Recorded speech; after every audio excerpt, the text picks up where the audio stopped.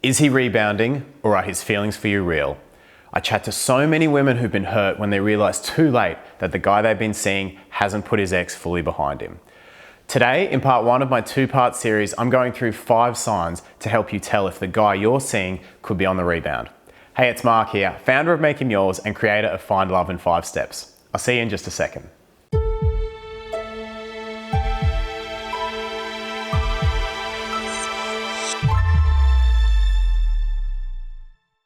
Hey ladies, today we are talking rebounds. A man on the rebound has the potential to break your heart while leaving his own unscathed. So it's really important you know how to spot a guy who might not be over his ex. Now, to begin with, something important to consider.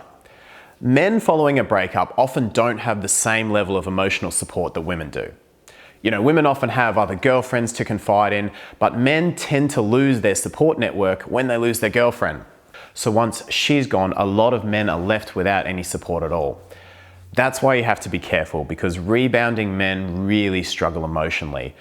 They love finding a woman and understanding female presence they can confide in, but it's to help him survive the breakup of his last relationship, not to start a new one with you. So how do you spot them? Number 1, simple. How long has it been since his breakup or divorce? The biggest predictor of a rebound guy is how long ago he broke up with his wife or girlfriend. So grief needs to happen. There needs to be time for that. This is the number 1 question you've got to ask yourself and him if you're worried he's rebounding. And yes, you can ask him. If you're thinking about getting involved with him, you have every right to know when his last relationship properly ended.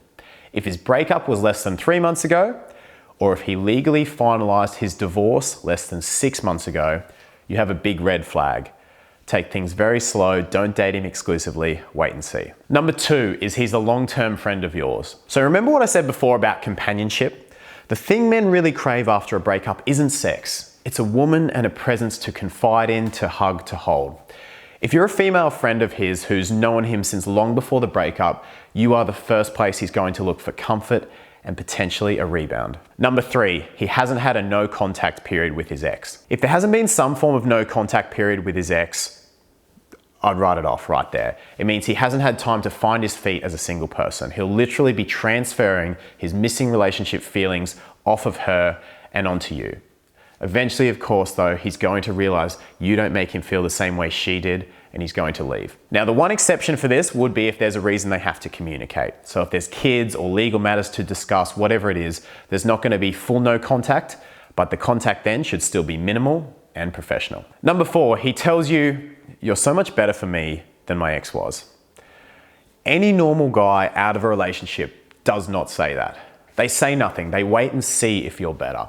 When a man has sold himself on you over her despite an enormous disparity in the time he's known both of you, it can't possibly be real. How can it? That's nothing against you. It's just that he hasn't taken enough time to actually assess the situation properly. When a man says you're better for me than my ex was, he's running from the pain and selling himself on an alternative to make it go away.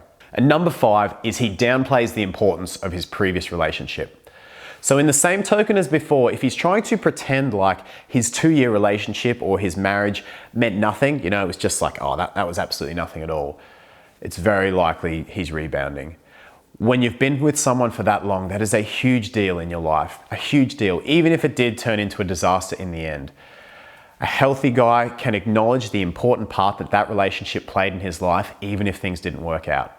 A guy who tries to downplay the importance of his past relationship is a guy who hasn't come to terms with it and still has a lot of pain to deal with. Well, look, I hope that helps you get some clarity as to whether the guy you are seeing has feelings that are real or could be a troubled heart looking for companionship.